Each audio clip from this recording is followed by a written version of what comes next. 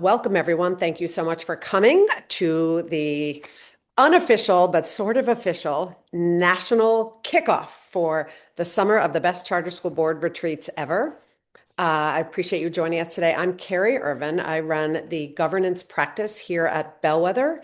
I have been working with charter school boards in retreats and otherwise for getting close to 16 years. And I do have to say, after all of the work that I do with many of your boards and boards around the country, I believe that what we're going to talk about today is one of the most important topics that boards can focus on. What's going to happen now before school starts up again in the fall. So thank you so much for joining. I'm delighted to be here with my esteemed colleague, Rick Cruz. And Rick, I'm going to let you introduce yourself. Hi, everyone. Thanks for having me. Rick Cruz. I guess I'm wearing a couple of different hats here. One is I chair the National Alliance for Public Charter Schools. And in that capacity, work with our team that supports all of the federal policy and advocacy work at the national level, but also working with the associations across the country that support the conditions for charter schools to do the great work that they do for kids. Professionally, I'm a senior advisor to a number of different public, private education and philanthropic organizations, and previously chaired the charter school authorizer in DC. So worn a couple of different hats that hopefully will be useful for today's conversation. Fantastic. Rick, thanks for being here. Rick and I both have served on a lot of boards. And I will say that I have heard Rick more than once described as the best board chair in the sector. So I think you all will learn a lot from, certainly from Rick and hopefully from both of us. Okay, it's summertime. Almost all schools are out for the summer, a few more in the tail end. So for some charter schools, that means, oh, by the way, please introduce yourself if you're interested in doing that in the chat. We're happy to know who you are, where you live, what board you're on, or what school you work with. And please use the chat for comments, questions, things you want us to touch on, things you agree with, things you don't. This is a discussion, not a presentation. And so we really want to hear hear what your thoughts are as we go. Many charter schools at this time of year are getting ready for your summer board retreat, which is approaching in the next few weeks. For others of you, maybe you meant to have a retreat, but you didn't quite get around to planning it, or maybe it was never even on the radar. But for almost all boards, those who have summer retreats and those who don't, the truth is that in my experience, the summer retreat rarely leads to better governance in the next school year. And this is a miss. We know that school leaders are working hard over the summer, prepping for the year ahead. But most boards scatter when summer hits. It's too hard to schedule. People have different vacations. Summer's really busy. And then suddenly, it's the beginning of school, but we can't meet quite yet because the school leaders are busy. The school year's just starting. We need to wait till the dust settles. So boards often don't really get back in gear until maybe mid-September, maybe even later than that. This is a miss also. What boards do between the last day of school and the first day of school actually is critical. And the longer I do this work, the more I realize that missing the chance to set up next year in the summer for boards actually harms the board all year long and ends up dragging down the effectiveness of boards and schools. The summer is the chance to get organized, to plan the year, and most importantly, for boards to figure out what you're going to do next year. What data are you going to monitor? What are you going to be paying attention to? What are the most important goals for the school? Also, when boards don't meet until the school year is underway, boards miss really important data about how well the school year got off, how the start of school went. We know that when the school year gets off to a shaky start, a lot of times this whole school year feels a little bit shaky. So when boards start getting your act together after the school year is underway, you are behind all year also. The oversight and support that are the board's responsibility have to start on the first day of school, if not even a little bit before, when teachers come back and are getting ready for the school year. Starting the school year without getting the board set up, it's like showing up for school without having done the summer reading, or showing up for an exam without having forgotten to study. Boards that start the school year without having set up for the year are unprepared, and most never really catch up. So thanks for joining us today for this webinar to kick off the summer of the best board retreat you've ever been a part of. We hope you walk away today inspired, motivated, informed, and maybe most importantly, equipped to make sure that your board takes the time this summer to get set up. And by the way, you don't have to call it a retreat. It doesn't matter. You just need to take the time between now and the beginning of school. It can be broken up into smaller pieces. It can be one full day. Some part of that is for your full board. Some part of that is for your committees. But what you do as boards and as school leaders for your board before school starts again will determine the success of next year. So Rick, I'm going to ask you to start us off first from your current position as board chair of the National Alliance for Public Charter Schools, before we get to your deep experience as a board chair. As you and I have discussed many times, charter school board members need to be much more aware than most of them are about the external context within which their school operates. This includes funding, authorizing, enrollment trends, policy, politics, and most importantly, the trends, the data, the picture nationally, statewide, and locally about student performance and success. So I know you're hosting the National Charter Schools Conference next week. At this time of year where the sector comes together, can you tell us what you see as the most important things going on across the sector that the board of every charter school should be aware of getting set up for next year?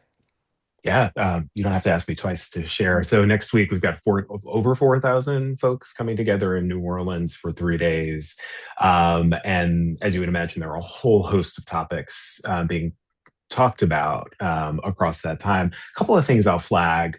One is, as you've probably all noted in different articles and news around public education over the last couple of months, there's a robust conversation about standardized tests, NAEP data, what that's telling us about the progress of students now several years on for the pandemic and some of the challenges we continue to see, what some of the bright spots are. So there are a number of conversations happening at the conference next week that touch upon proficiency, growth, transparency of that data to parents, how parents and families and sometimes even policy makers and educators understand what that data means, and more importantly, how we're planning to continue to advance students' academic success, their thriving based upon that data. So whole sets of conversations about that.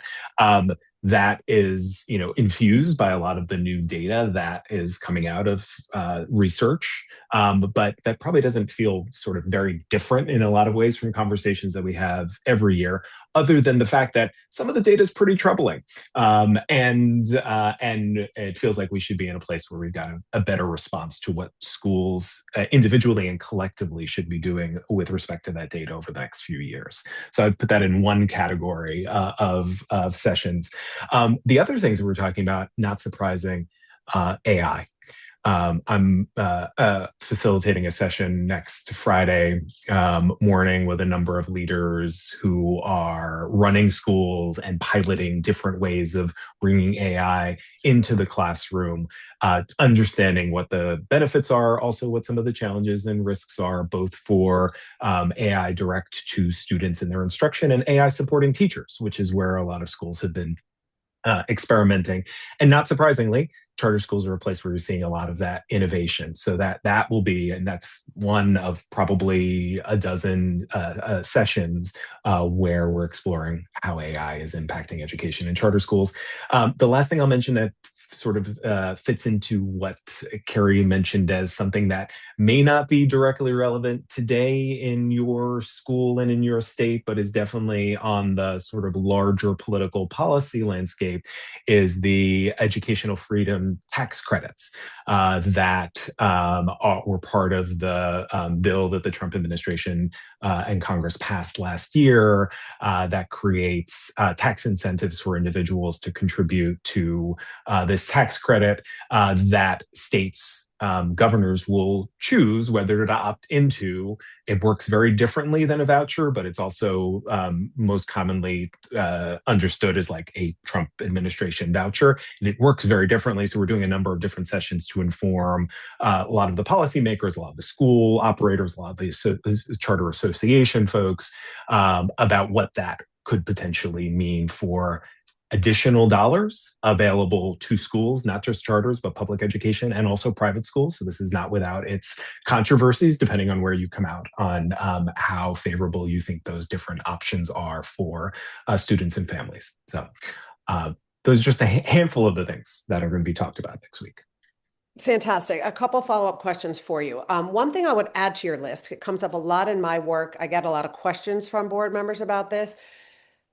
The predictions around declining enrollment, declining Mm, public school enrollment in a lot of cities, which has implications for district schools, but I would say more immediate and more pressing implications for public charter schools, who your budget, of course, depends on the number of kids. So I wanted to ask your thoughts about that. And then also, for all the issues you talked about, can you give some advice to I can imagine being on a charter school board thinking, okay, I read the article in the New York Times about the education opportunity scorecard. I can see that our kids are in a real learning decline. How do I turn that into, I mean, do I just go to my own board and just say, hey guys, nationally kids aren't learning a lot? Where's the sort of to what end for a board member of an individual school when it comes to something like big trends around enrollment, around AI, around academics? yeah. So let me take the like the academic performance piece first. Like, as you know, you're a board member on a board. Your day to day your day job is not in education. You've already probably got some work to do to understand, like, okay, how do we think about what's the state test and what are the some of the indicators in addition to the state test that we're looking at as a school that we're being evaluated by the authorizers. You already have a lot of work to do right there. I think the most important thing, and I know Carrie, you want to talk about this today, is how you look at your core academic data. And I think that's probably the most important thing. Like, what's the data that you should be looking at as a board member to understand how well your school is performing? It's academic, but it's not only academic, but you need to make sure you have a good command of the academic indicators. I think it's important that the board have a sense of where this your state or your city, your state and the national data is going, but you can't be an expert on all of that. But you should know where the trend lines are, right?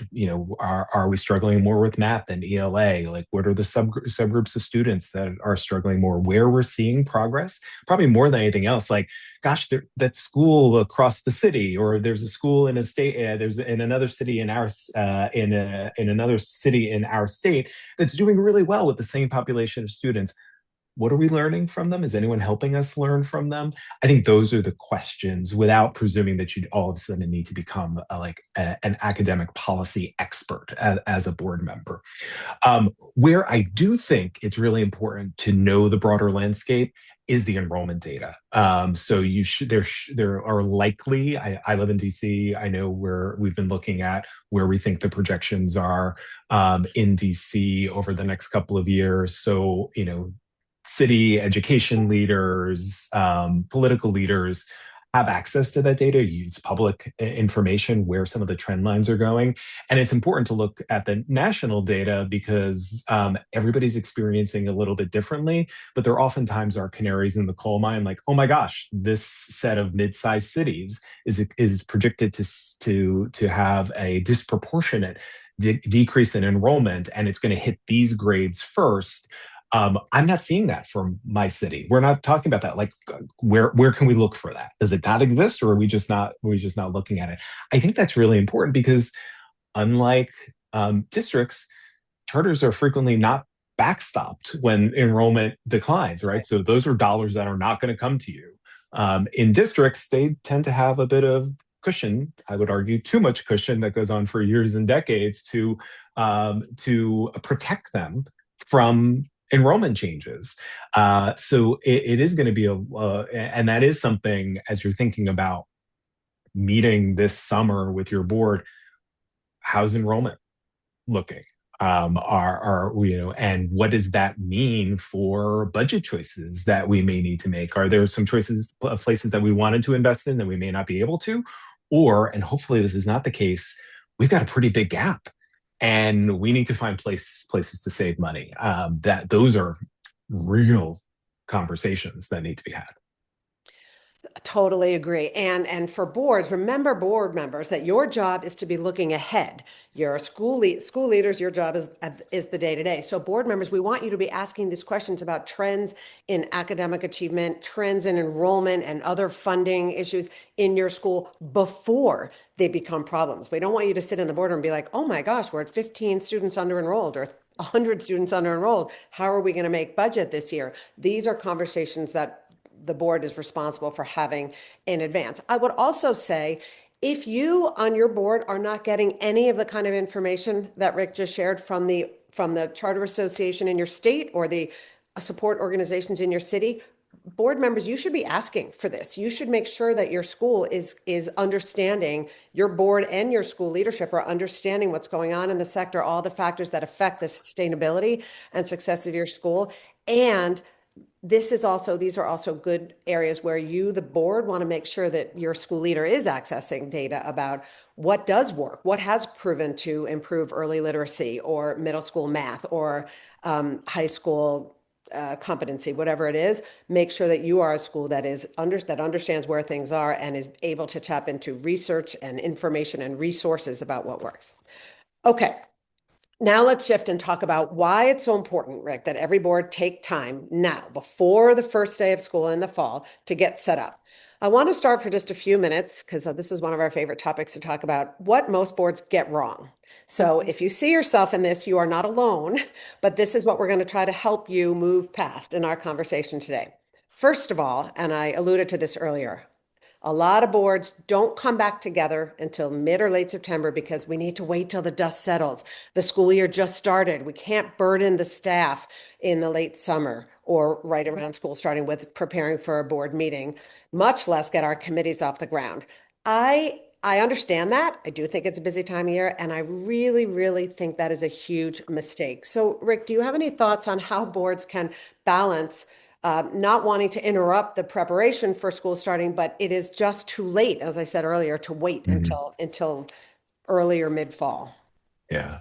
I, I, I ref I'll reflect on some of the best advice I got when I first started reporting to a board. And at first, it sounded a little too sort of, I don't know, kind of generous or simple, which was like, don't do any extra work for us.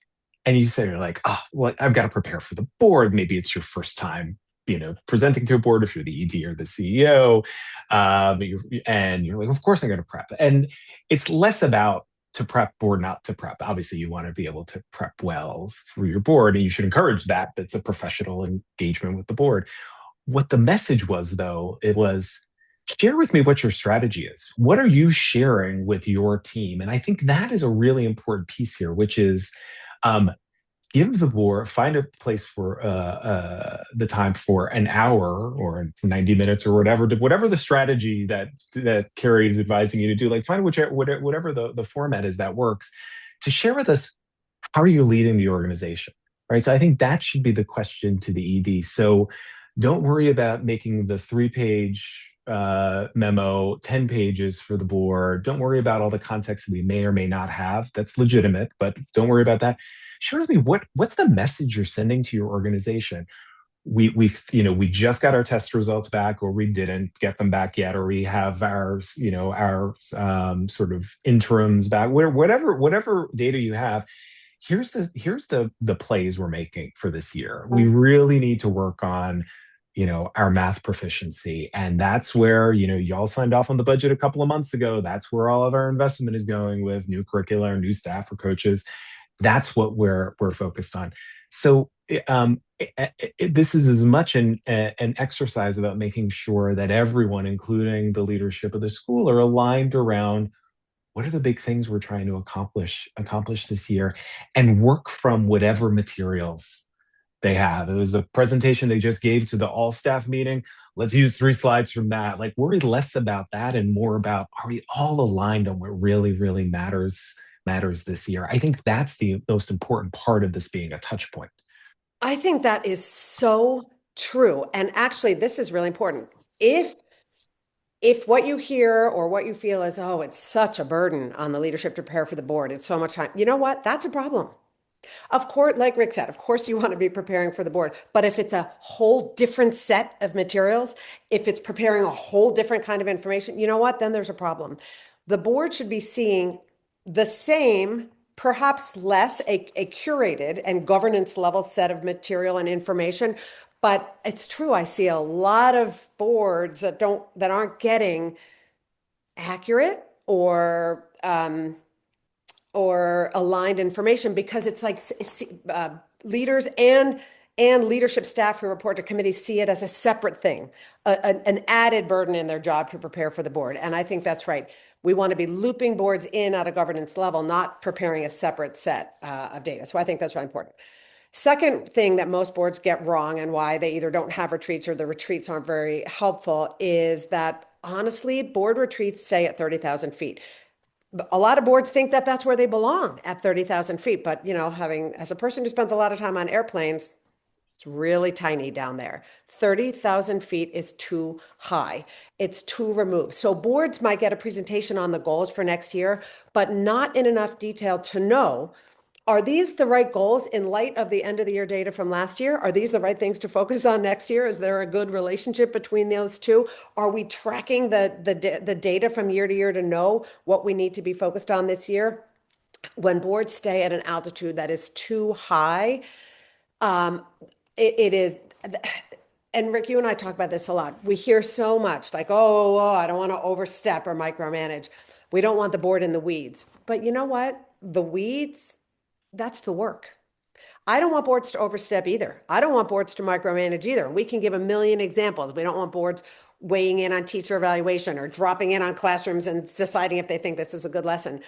That's in the weeds, that's micromanaging. But knowing what is happening in classrooms, what the strategies are to achieve the goals, that's the work. That's not the weeds. Rick, before I toss to you, I'll just go to my third reason, which is really related. Maybe boards understand the goals, but they don't know, like you said a minute ago, Rick, they don't know what strategies we're using to get to the goals. There are a lot of problems with that. Number one, if you wait to see if we meet the goals, it's too late in the year to actually shift Mhm. strategy to get to the goals. That's the role of authorizers. Authorizers have lagging accountability. They wait till the end of the year or end of the term of the charter to see if the school achieved its goals. Boards, your job is not lagging accountability, it's leading accountability. And that means you are monitoring strategy implementation. Are we on track with the strategies we're using to get to the goals? And if not, what strategy adjustments or shifts are we going to make in October, in December, in February, when there's lots of room to continuous improvement, get better so that we do meet our goals this year. So I think a lot of boards are on the sort of wrong side of that way of thinking about their job. What do you think about that? Yeah, absolutely. I mean, I think that as a board member, like I at this point in my life know a lot about education, but I've never taught every day in a classroom. So I bring a lot of humility to that.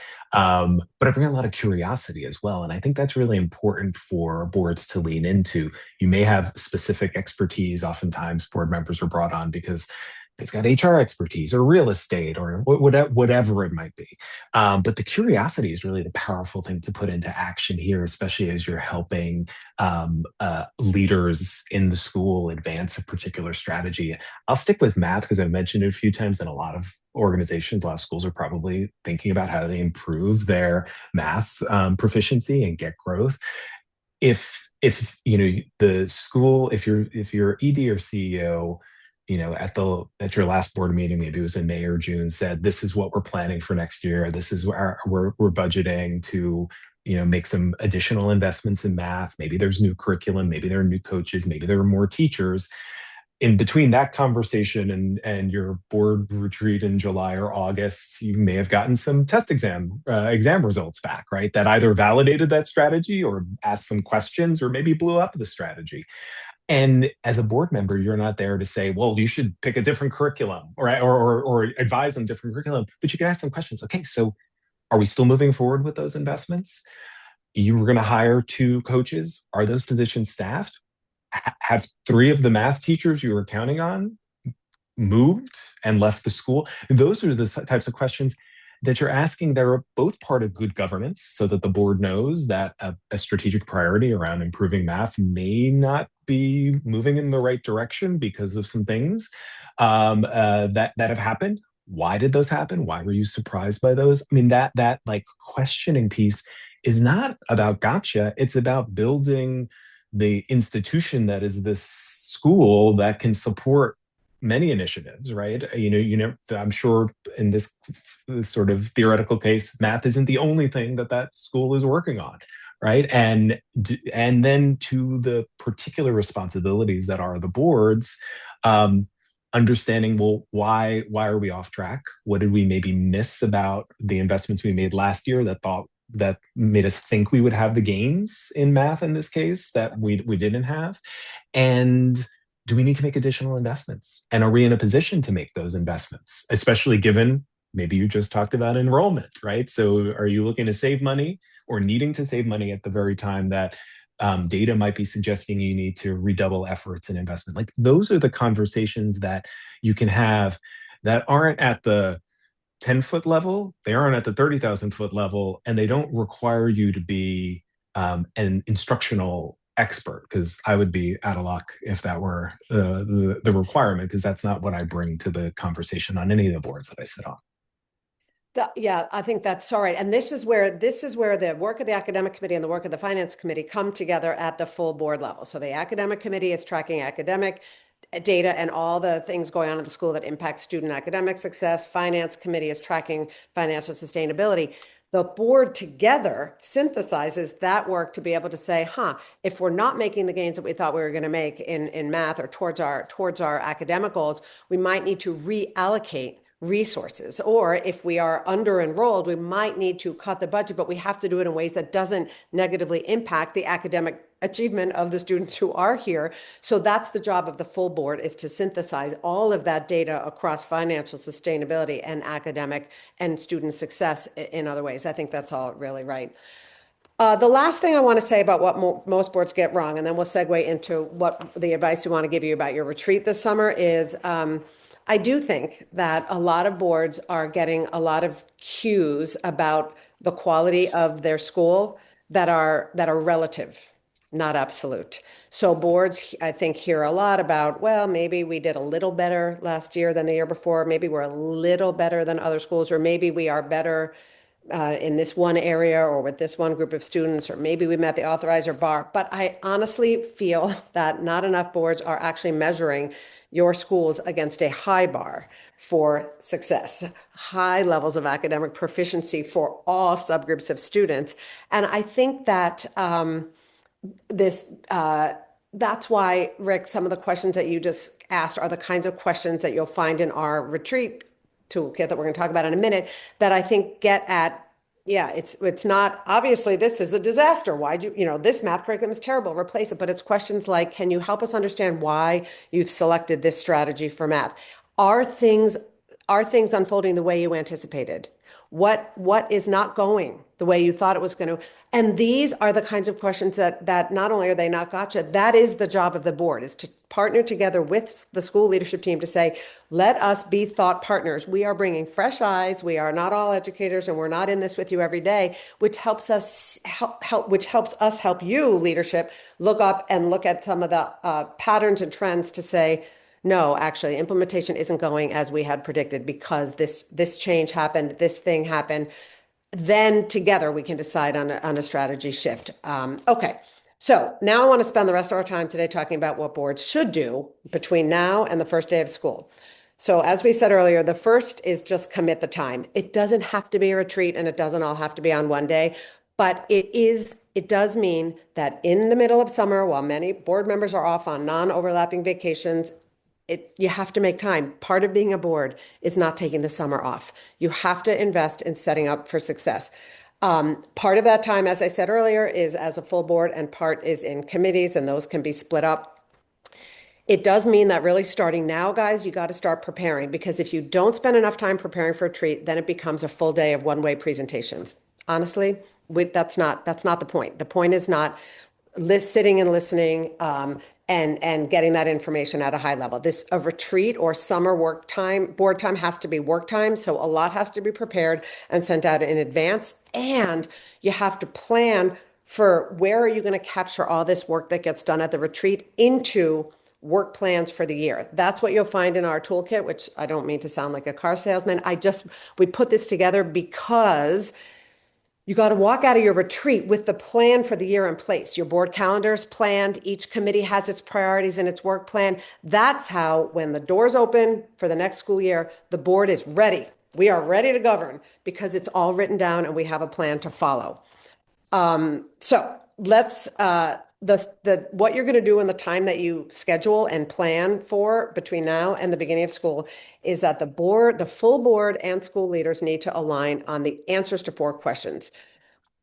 First, where are we? How is our school performing academically, in terms of financial sustainability, operationally? This has to be about taking an honest look at the end of the year data from the year that is just ending or just ended. It is true, as Rick said, that many authorizers and states don't release state testing data or authorizer frame quality ratings until late summer or even in the fall. You know what? That is important and that data is incredibly important, but that's not the only way to know how our kids did last year. I would advise you all to take a minute, look back historically over the past few years. Is there a big gap between what those state tests tell you when they do come out and what your end of the year data internally to the school tells you? If so, that's a problem to be addressed. You should have a pretty good sense. But you board and leadership team should have a good sense of how the year went. Did we hit our goals? How did we measure that? Did we make the improvement in academic outcomes and financial? Are we on a financially sustainable path? And if you don't know that until you hear it from your authorizer, I think there's a miss in the data that the school is collecting. So let's say you do have good data from the end of the year. We know where we are. This summertime is the chance for the school leadership team to make any necessary adjustments to both the goals and the budget for the coming year based on what happened last year. That is a step that gets missed. Of course, leadership has to set goals and budget in the spring because you're hiring, you're making plans for next year. You need to have those goals and budget in place to make those hiring and other decisions. But there has to be room to adjust the plan for next year once the year has ended and we see how things turned out. Rick, any thoughts about reviewing that end of the year data and making sure to not just skip over that part in service of jumping right into next year?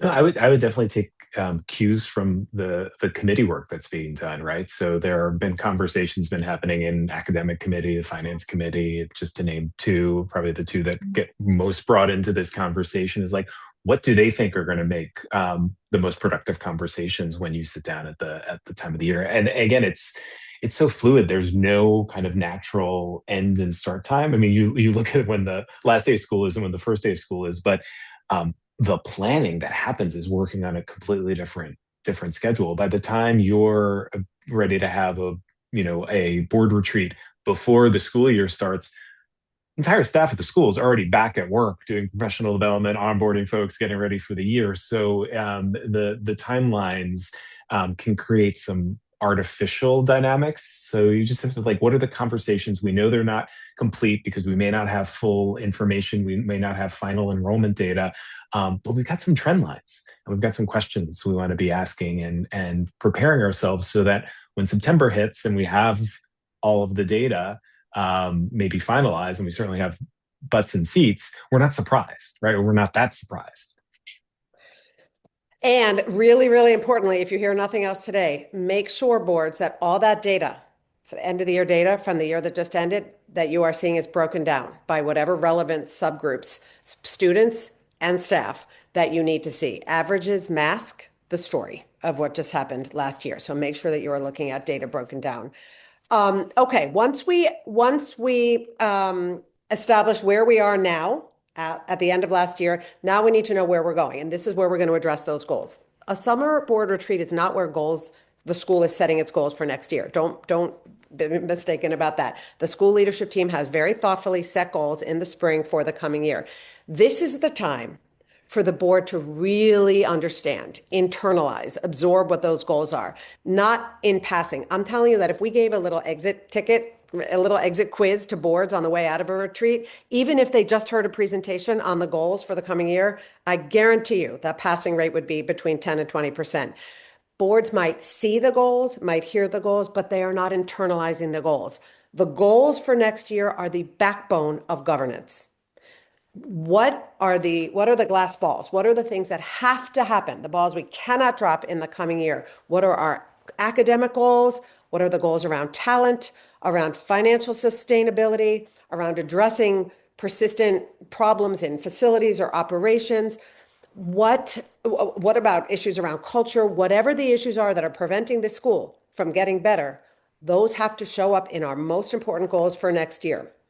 So, in light of the end of the year data, the board and the leadership team really understand what the goals are, where are we going, and this is where a good board will be a valuable thought partner. Can you help us understand why we set this goal? Are there any changes you want to make now that we've seen the end of the year data? The answer may be no, but the question is worth asking.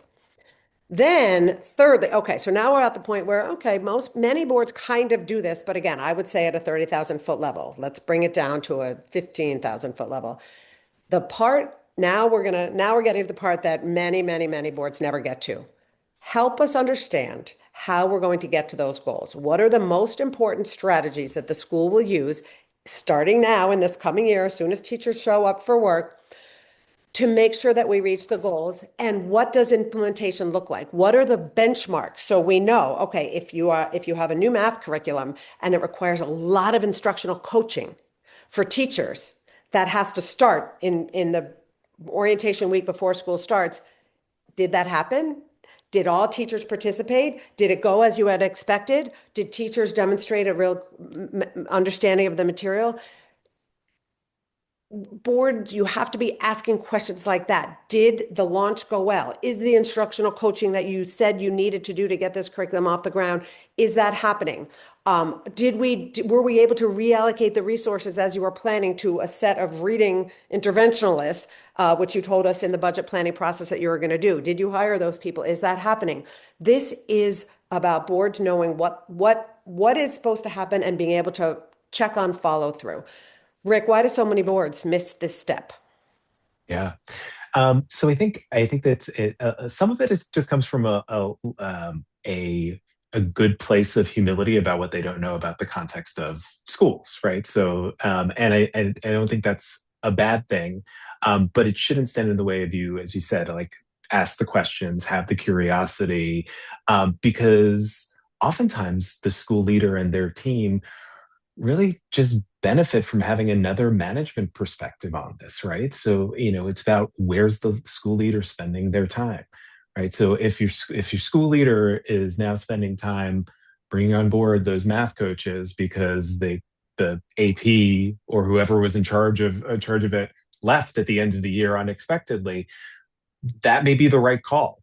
But that probably comes at the expense of some other goals. And that's important for the board to know, not because you're going to counsel them on how to get two new math coaches up to speed, because you probably aren't going to be very helpful there, but in counseling them on, okay, so then who's going to help on the build out of a new campus or the science curriculum or, the maybe high stakes authorizer meeting that you have because you're on a particular performance plan to increase the school's performance before a review, right? So just in some ways, it really comes back to being that partner, especially as a board chair, a partner to the ED and their team to say, hey, let me invite you to think differently about this, and let me give you the permission to entertain maybe thinking radically about how you're allocating your time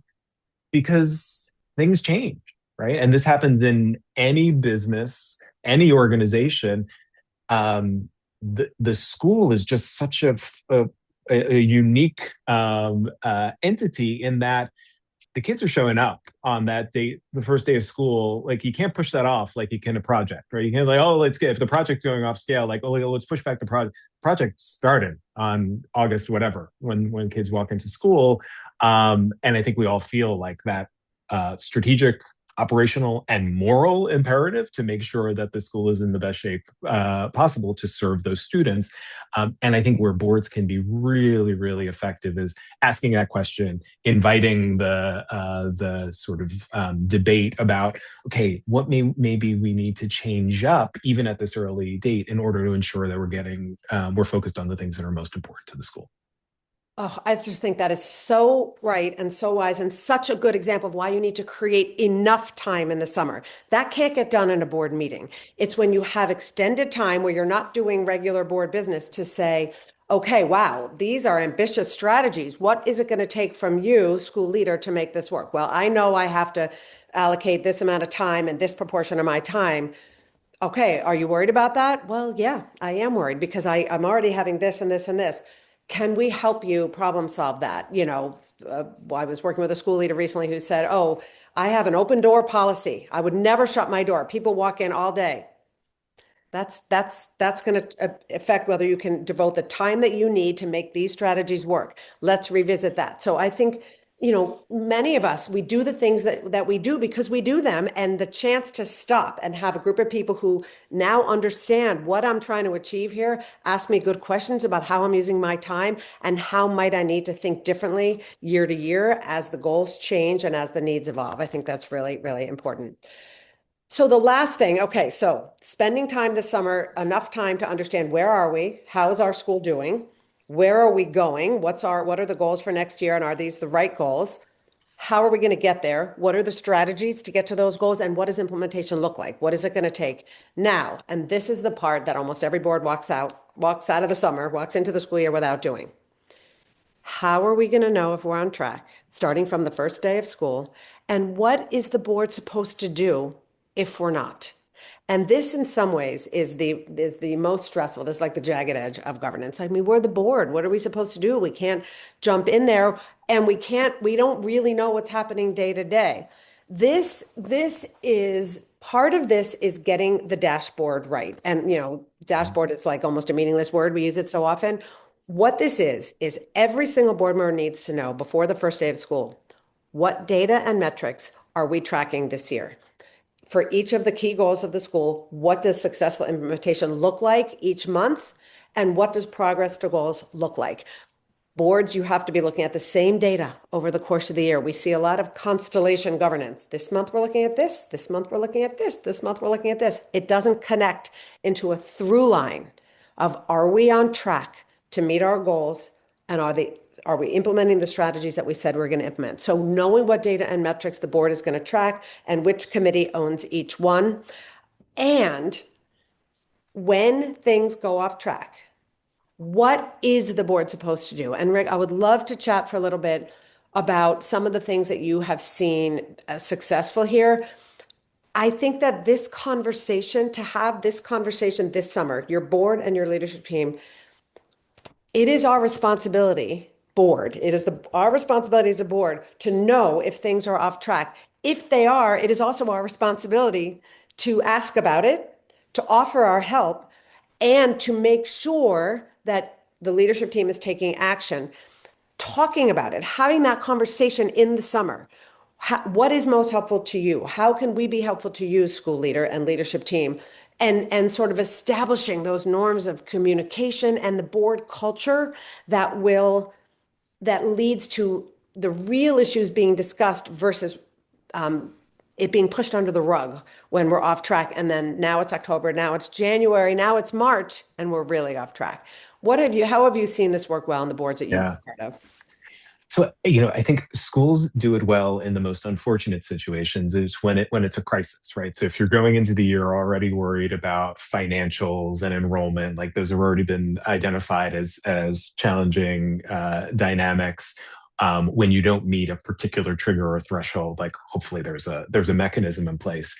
It's harder when you don't have that burning platform, right? And I think that's it's really important for the board and leveraging the committee structure to create those routines where, okay, the academic committee is having some regular scope of engagement talking about first inputs and then eventually outputs in terms of interim assessments, et cetera.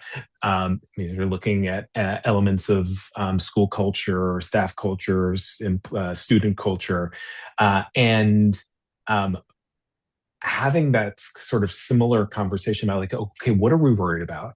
Where may we be missing either some steps because we didn't have the staff or we missed the deadline to implement something?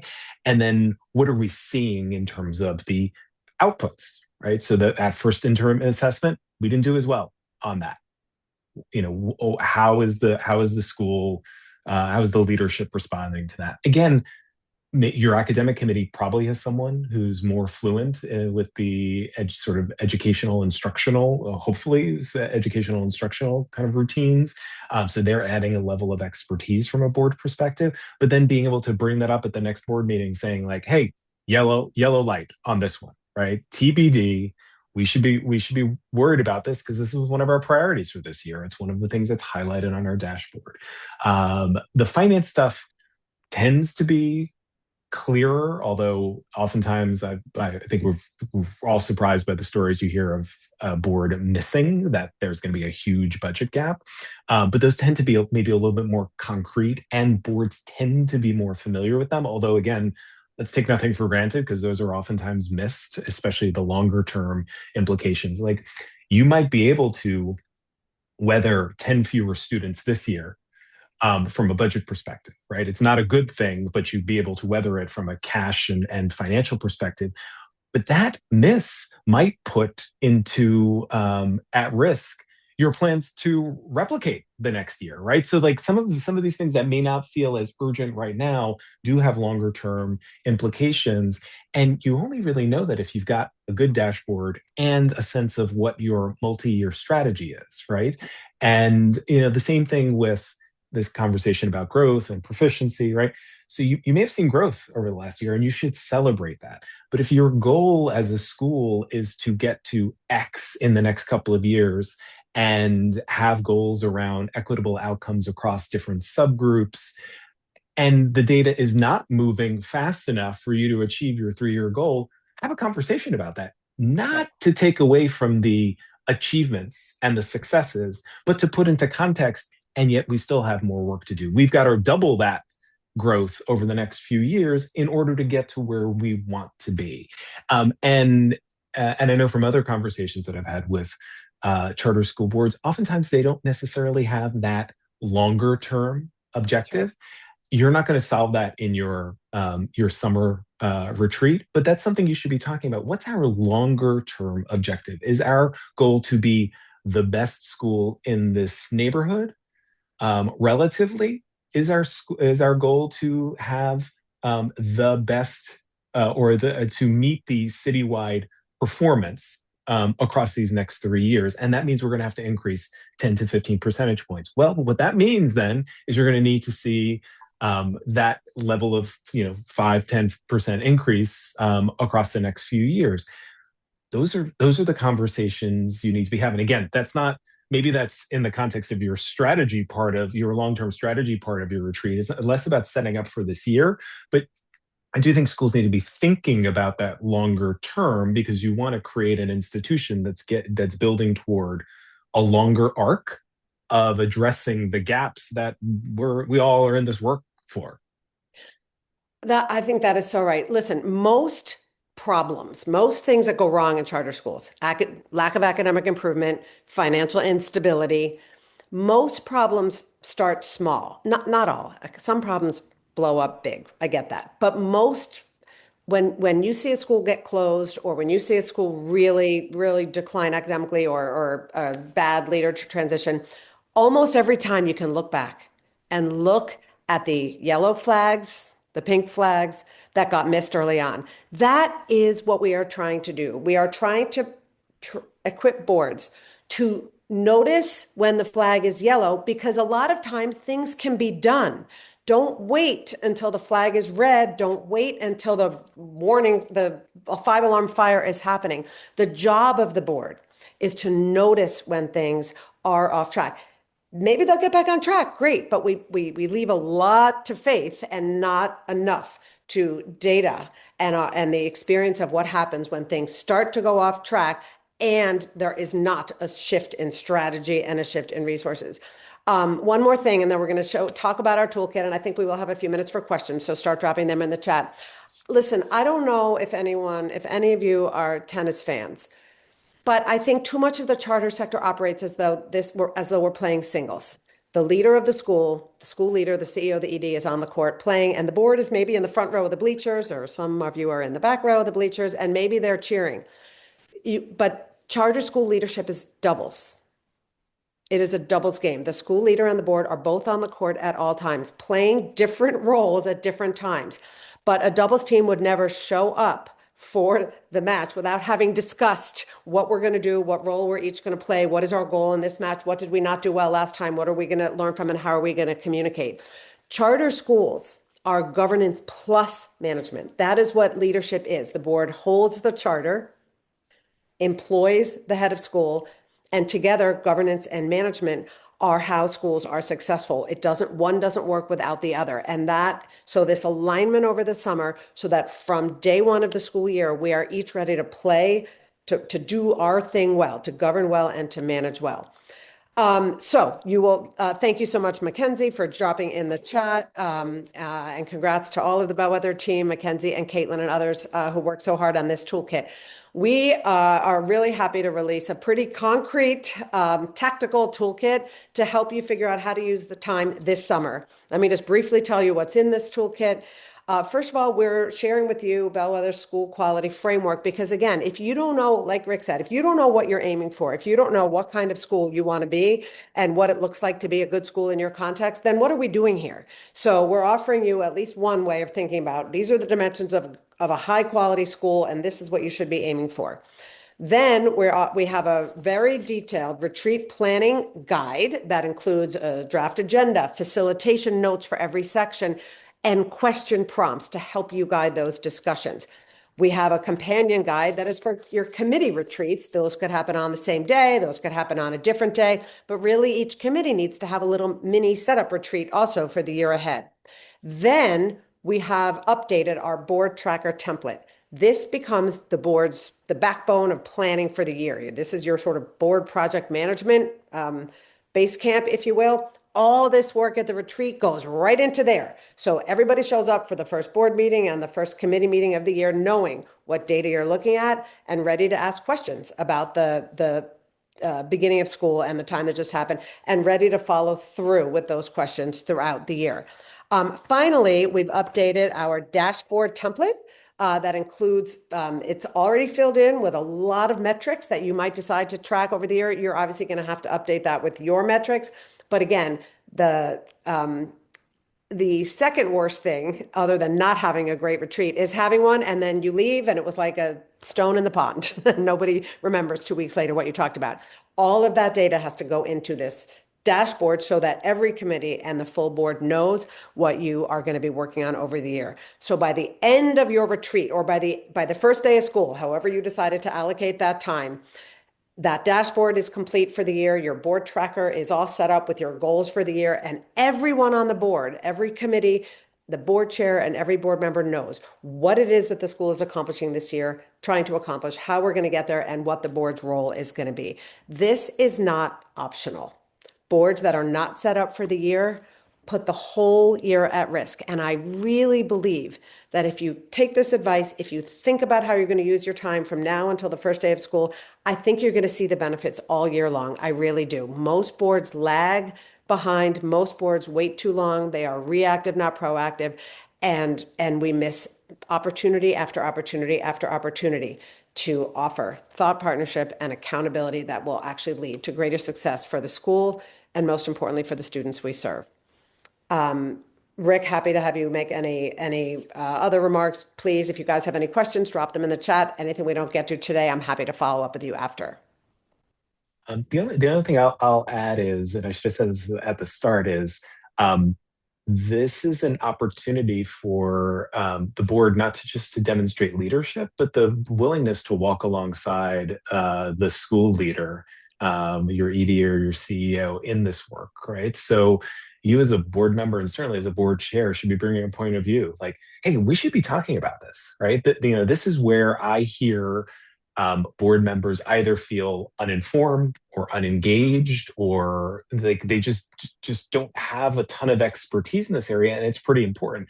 And that's not a slight on the board or the ED. You're bringing together a group of, I don't know, depending on your organization, 8 or 15 folks who likely don't have a ton of experience in charter school management, and you're wanting them to be, your board directors and leaders.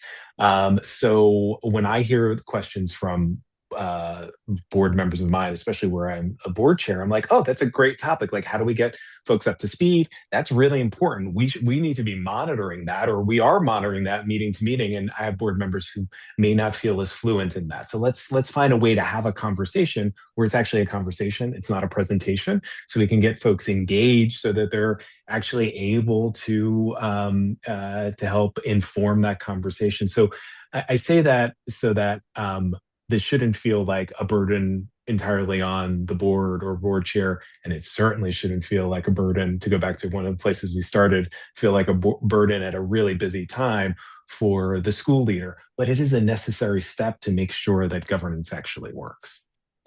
That's right. And investing the time over the summer, trust me on this one, it is actually going to save time over the course of the year. It is a busy time, I know, and it always feels like we just don't have time to get this retreat off the ground. I really, really do think that it will pay off over the course of the year because boards will spend less time having to ask staff, wait, sorry, what? What? Sorry, I'm sorry. I forgot what we were talking about. Can you remind me? There's so much play, pause, rewind over the course of a typical board year because we didn't really ground in what it is that we need to be doing over the course of the year. Also, using this retreat to plan the year, that doesn't mean unexpected things don't happen. The reason we plan the year in advance is because unexpected things always happen.